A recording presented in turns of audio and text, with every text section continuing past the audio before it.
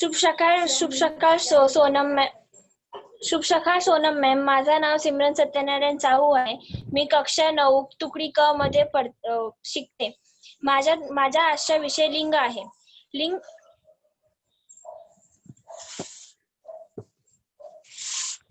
म्हणजे काय? नामाचे रूपांतर एखाद्या वस्तू व वास्तविक आणि काल्पनिक पुरुष जाती आणि की स्त्री जाती आहे की दोन्हीपैकी कोणताही नाही असे कळण्यासाठी लिंग असे म्हणतात.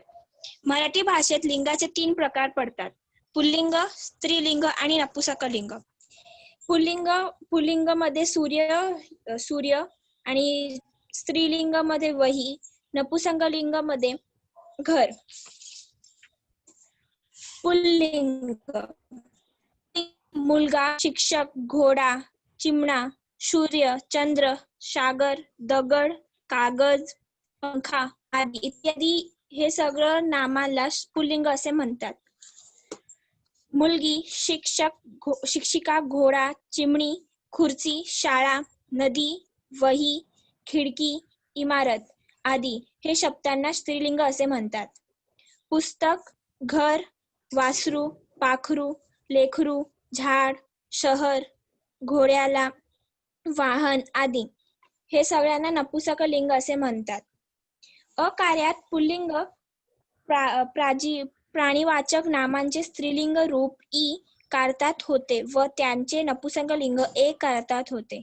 उदाहरण: मुलगा, मुलगी, मुलगे.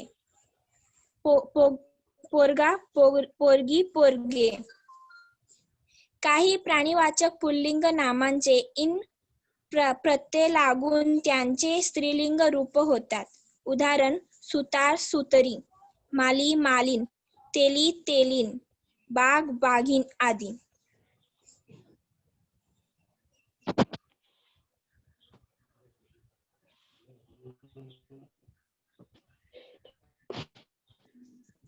मॅम, मी काही प्रश्न विचारायला का? कवीचा स्त्रीलिंग कोणता आहे?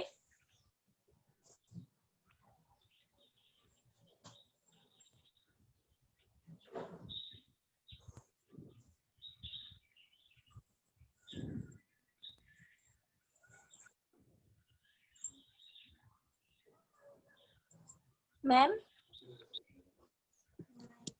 आन्सर केलाय कवित्री. हे बरोबर उत्तर आहे. कवित्री आणि कवी हे दोन स्त्रीलिंग व पुल्लिंग आहेत.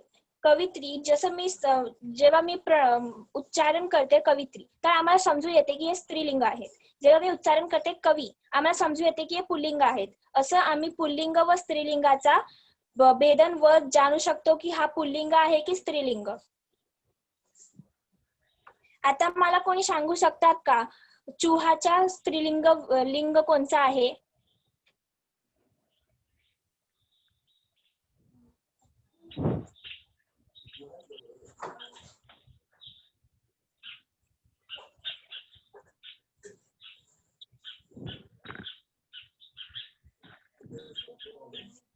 पुल्लिंग. तर हे पुल्लिंग आम्ही असं कसं समजू शकतो की हे पुल्लिंग आहेत? नामावर आम्ही जेव्हा चुहा की मांजर असं सांगतो की आम्हाला पुल्लिंग व स्त्रीलिंग समजू येते. तर मी हे सांगून माझा भाषण समाप्त करते. मला वाटते की तुम्हाला लिंग हा काय आहे तुम्हाला समजलं घेतलं होते.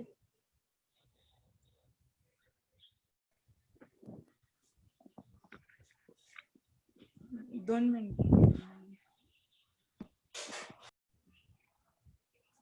सुप्रभात.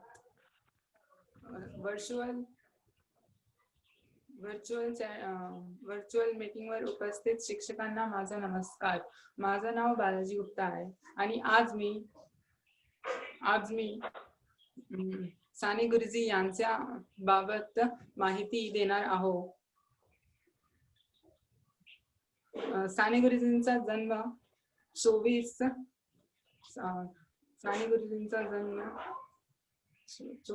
मार्च.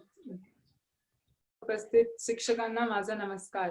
माझं नाव बालाजी गुप्ता आहे आणि आज मी तुम्ही सगळ्यांना साने गुरुजी यांच्या बाबत काही माहिती देणार आहोत. साने गुरुजींचा जन्म 24 डिसेंबर 1899 मध्ये झाला होता. त्यांचा जन्म रत्नागिरी जिल्ह्यात पालगड या गावी झाला होता. पांडुरंग सदाशिव साने ज्यांना आपण साने गुरुजी म्हणून ओळखतो, मराठी साहित्यातील प्रसिद्ध लेखक, शिक्षक, स्वातंत्र्य सेनानी आणि सामाजिक कार्यकर्ता आहेत.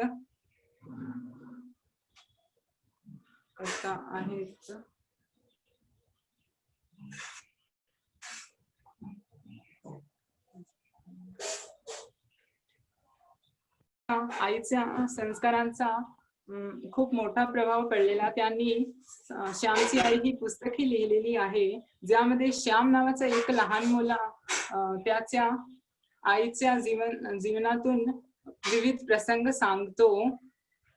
याच सोबत साने गुरुजींनी विपुल पुस्तके लिहिलेली आहे. पुलच्या शब्दात साने गुरुजी असे आहेत, ज्या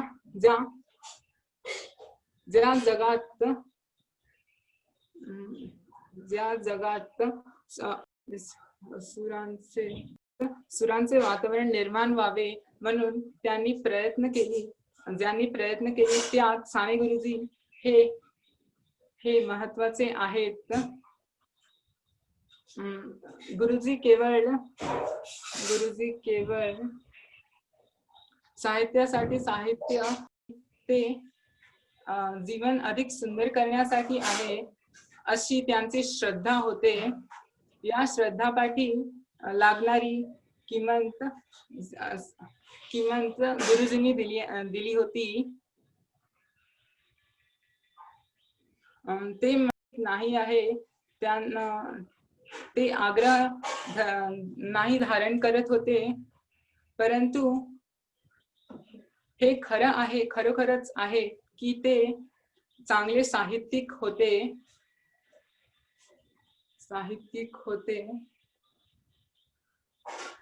टोपली घेऊन कचरा नाहीसा करणारे साने गुरुजी निसर्गात खूप रमत असत. साऱ्या कलांविषयी गुरुजींना ओढ होती. विद्यार्थ्यांसाठी रवींद्रनाथ ठाकूर यांच्या शांतिनिकेतनाप्रमाणे काही सोय करावी म्हणून साने गुरुजींनी काही पैसे गोळे केले होते, पण हे कार्य अपुरे असतानाच 11 जून इ. 1950 रोजी त्यांनी आत्महत्या केली. धन्यवाद.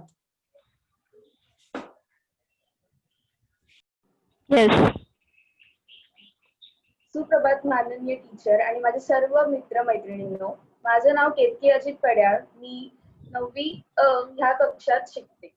आजचा जो मी विषय निवडला आहे तो विरामचिन्ह असा आहे. विरामचिन्ह म्हणजे काय, तर आपण एकमेकांशी जेव्हा बोलत असतो त्यावेळेस जो आपण मध्ये मध्ये थांबतो त्यालाच व्याकरणात विराम असं म्हणतात.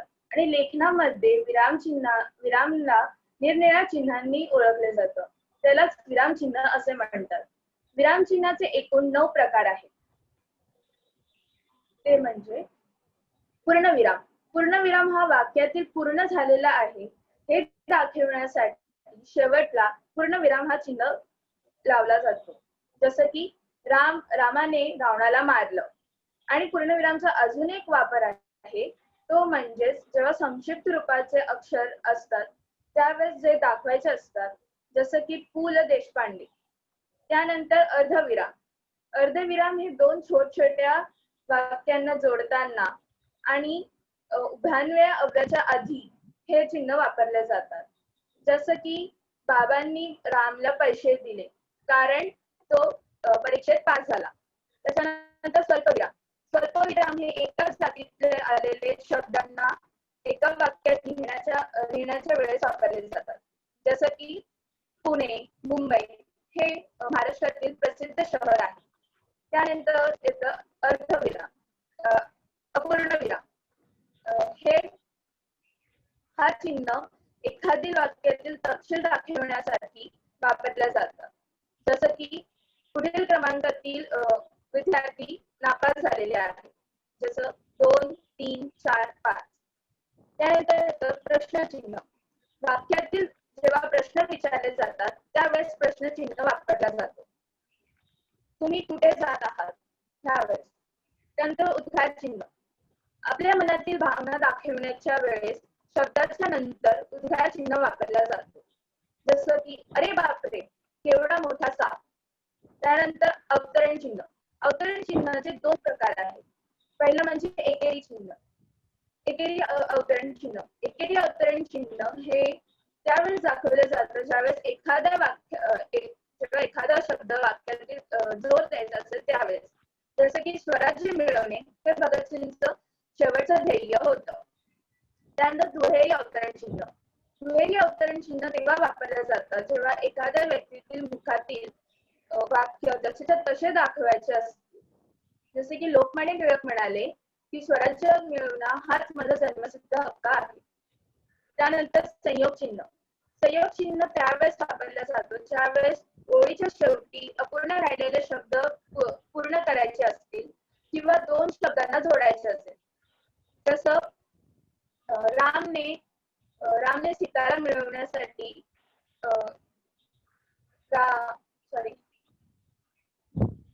आजचा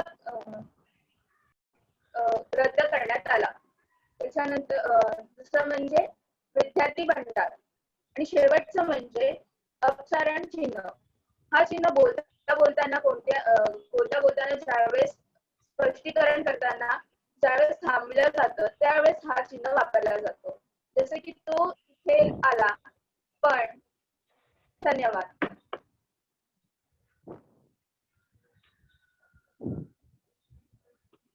Okay, Ketki. Very good.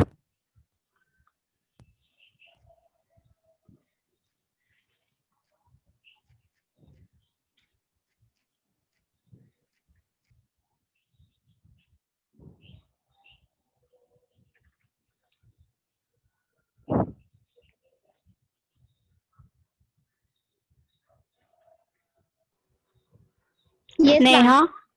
Okay. Yes, ma'am. Ready आहेस? हो. Okay. अच्छा मूळ शब्दात. मॅम स्टार्ट करू. हा. आदरणीय सोनम मॅम आणि माझ्या प्रिय मित्रांनो, मी स्नेहा भीमरत्न रोकडे इयत्ता 9वी मध्ये शिकणारी मुलगी आहे. आज मी आपल्या समोर अव्यय व त्याचे प्रकार सांगणार आहे. वाक्यात उपयोगात येताना ज्या शब्दांच्या मूळ शब्दात म्हणजे रूपात बदल होत नाही त्या शब्दांना अव्यय किंवा अविकारी शब्द बदल न घडणारे असे म्हणतात. शब्दांच्या एकूण 8 जाती असतात.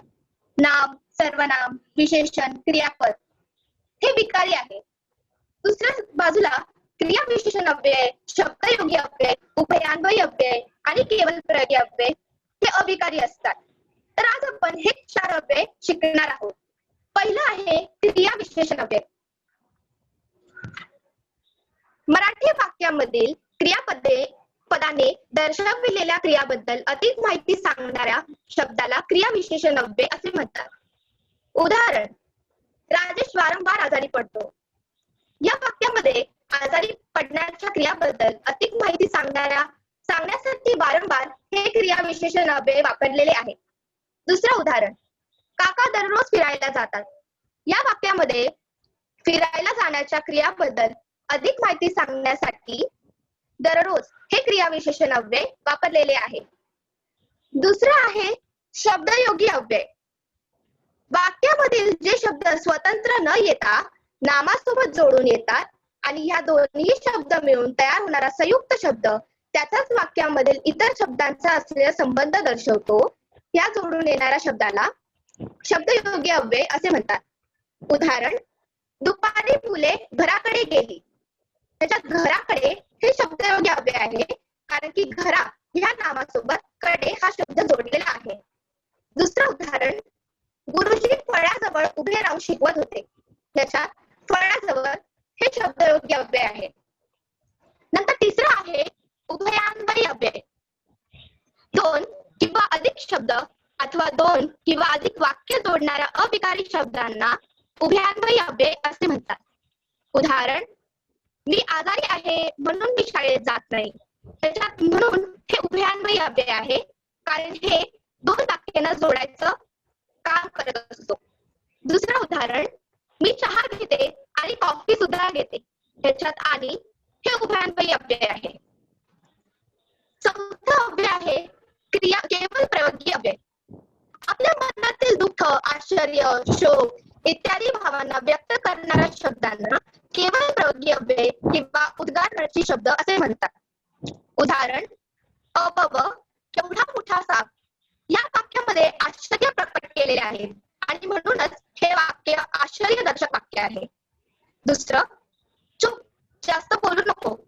हे वाक्य मौनदर्शक वाक्य आहे. तर असे हे 4 अव्ययांचे प्रकार आहे. आता मी तुम्हाला काही वाक्य देईन.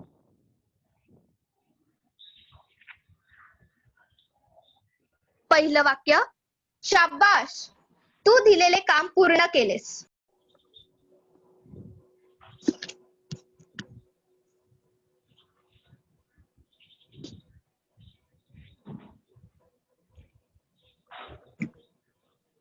पहिलं वाक्य आहे, शाबास, तू दिलेले काम पूर्ण केलेस.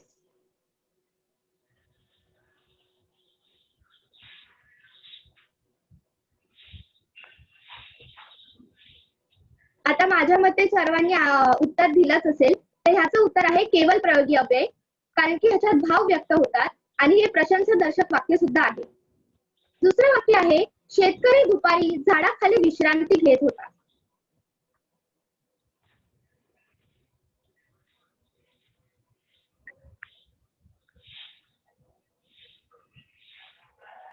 शब्दयोगी अव्यय. बरोबर.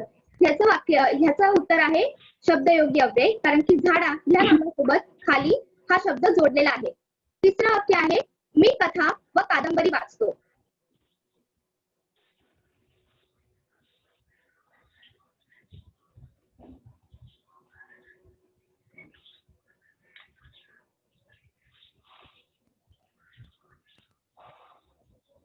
याचं उत्तर आहे उभयान्वयी अव्यय. नंतर चौथं वाक्य आहे, आपण नेहमी खरं बोलावे.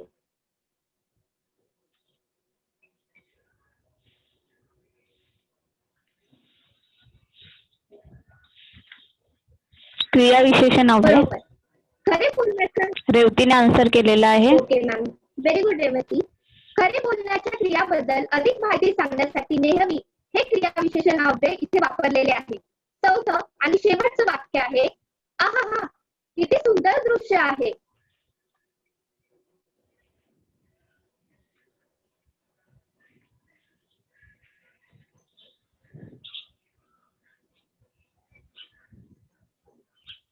केवळ प्रयोगी अव्यय. बरोबर. अनुष्का, रेवती.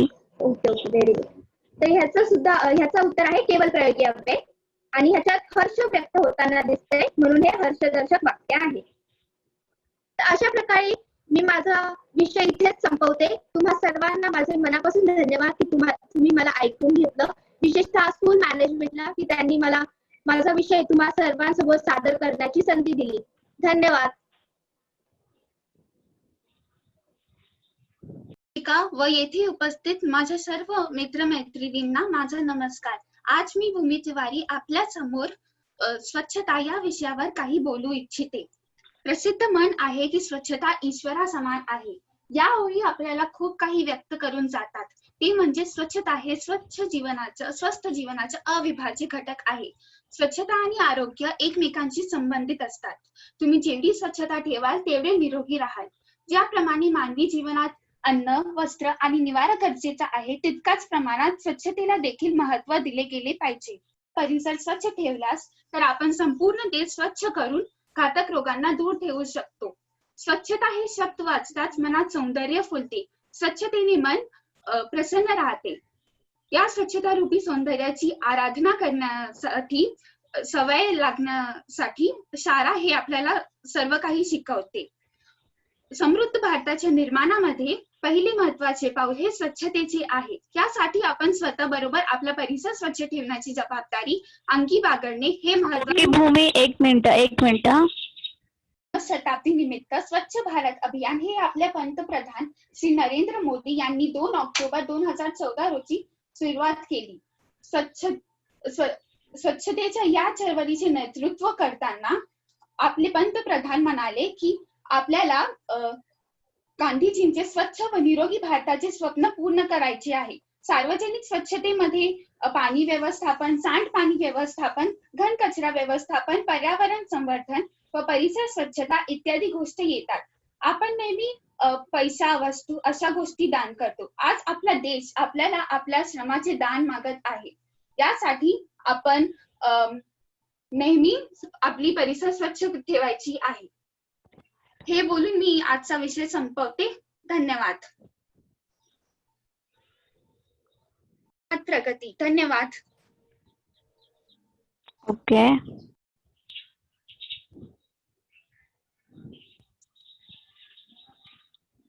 माझं नाव आदित्य हरदास. मी 9वीत शिकतो.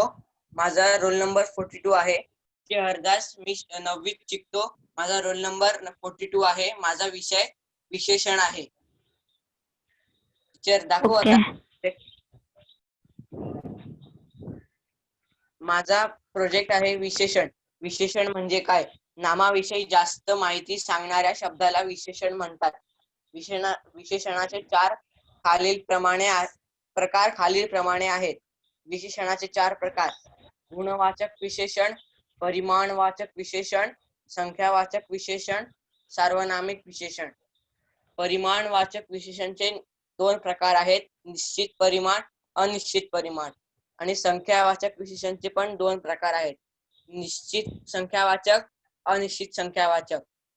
पहिले आपण गुणवाचक कडे जाऊया. ज्या वाक्यात कोणता गुण दिलेला असेल, जसं की लाल गुलाब मला खूप आवडते. हा लाल गुलाबच्या बद्दल एक विशेषण गुण सांगितलेला आहे, त्याला गुणवाचक असे म्हणतात. सार्वनामिक विशेषण: कोणत्याही गोष्टीच्या प्राप्तीसाठी थोडे परिश्रम हवे. सार्वनामिक विशेषण म्हणजे असे शब्द कोणत्याही वाक्याला लागून जातात, तो सार्वनामिक विशेषण. परिमाणवाचक विशेषण त्याचे 2 प्रकार: निश्चित परिमाण: यज्ञासाठी 15 मण चंदनी लाकडे होती.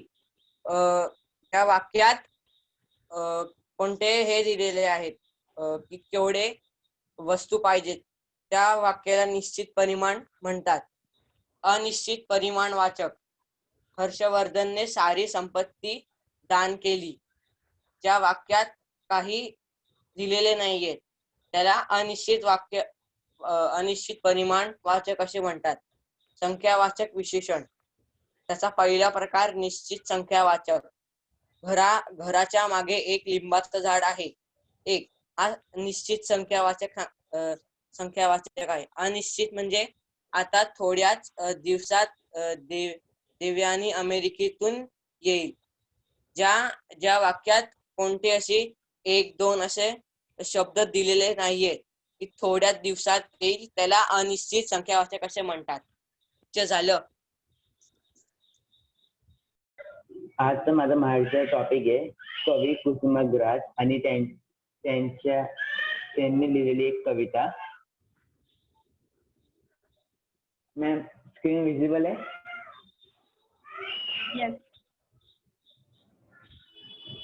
महाराष्ट्रातील अग्रगण्य कवी कुसुमाग्रज उर्फ वि.वा. शिरवाडकर यांचा जन्म सन 17 फेब्रुवारी 1952 मध्ये झाला.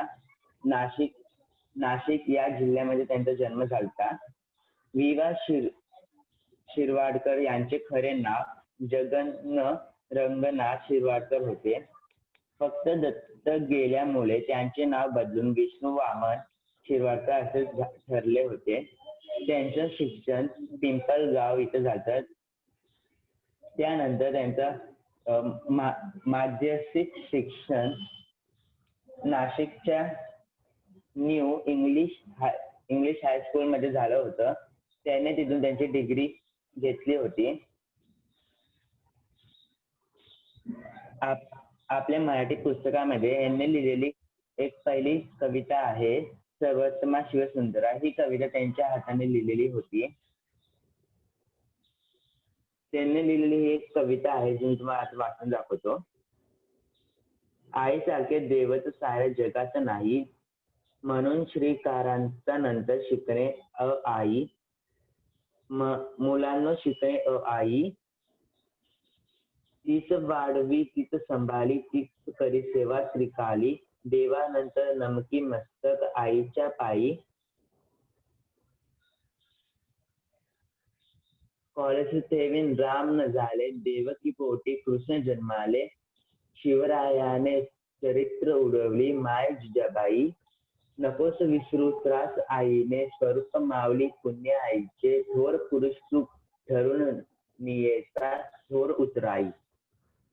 ही कविता कुसुमराज ने लिहिलेली होती. या कविता म्हणते आपल्याला आईच्या बद्दल व आईने घेतलेले कष्ट याची माहिती सांगतात. पहिल्या ओळीमध्ये त्यांनी देवाचं दुसरं रूप आईला दाखवलेला आहे. त्यानंतर ते बोलतात की सगळ्यात पहिलं मुलांनो अ आई हे अक्षर तुम्ही शिकायला पाहिजे. दुसऱ्या ओळीमध्ये ते बोलतात की आईनेच आपल्याला सांभाळून व मोठं केलंय. तिचे जे त्रास काढला आहे ते आपण काही शिकायला नकोय. तिसऱ्या ह्याच्यामध्ये ते बोलतात ते की कृष्ण देवकीच्या पोटी जन्माला व छत्रपती शिवाजी महाराजांना जिजाबाईंनी मोठं केलं व त्यांच्या या आपल्या जे शिवाजी महाराजांचं रूप माहितीये त्यांच्या या रूपामागे जिजाबाईचा हात आहे. चौथ्या आणि शेवटच्या ओळीमध्ये ते सांगतात की आईने जे कष्ट घेतले आहेत ते आपण कधी विसरायला नको. ती एक देवाचं स्वरूप आहे. तिने सगळ्यांना जन्म दिला व तिने सगळ्यांना वाढवला आहे. कुसुमग्राज महाराष्ट्रातील एक खूप मोठे कवी होते.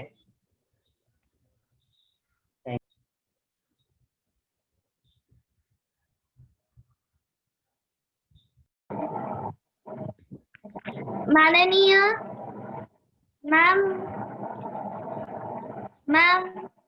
मित्रमैत्रिणींनो, मी धनश्री श्रीनिवास जमधाडे, इयत्ता 9वी तुकडी अ.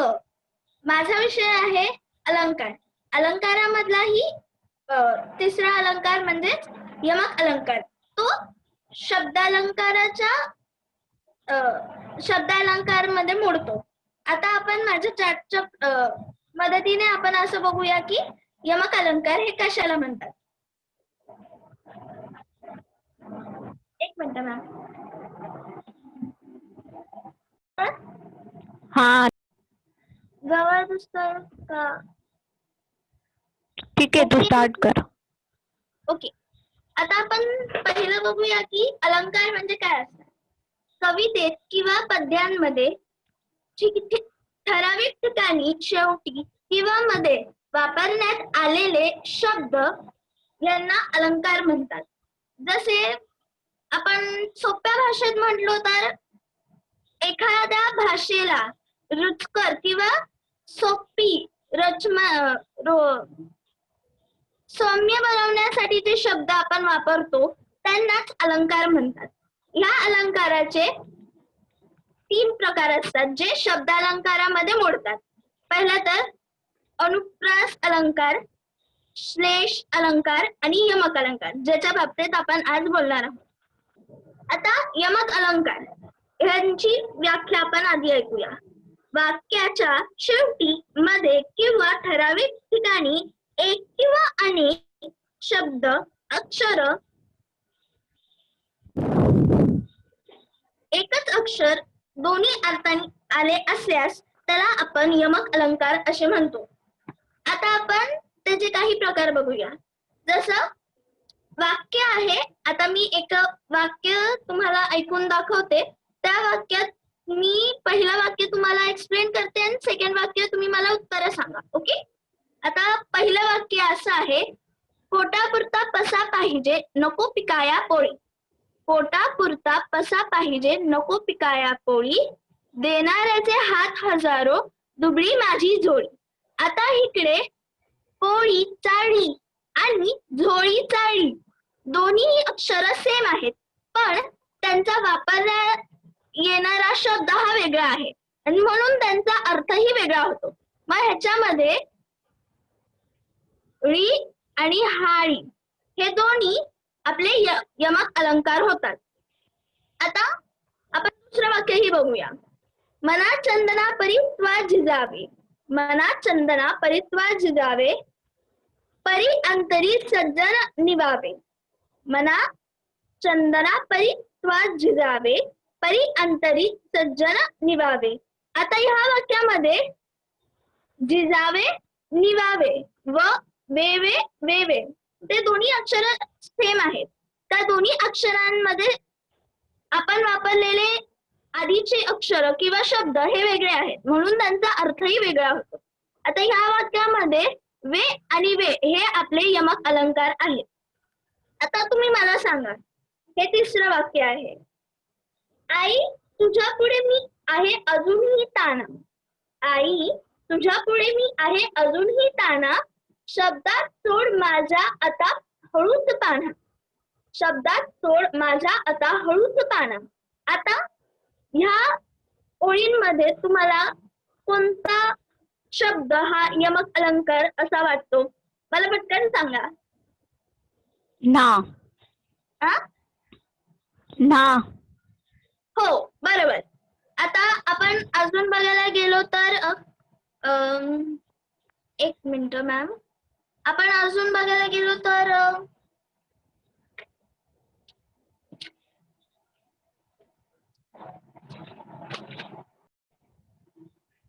नाचे दरी डोंगरावरी. मॅम ते येत नाहीये मला. मी थँक्यू. ओके.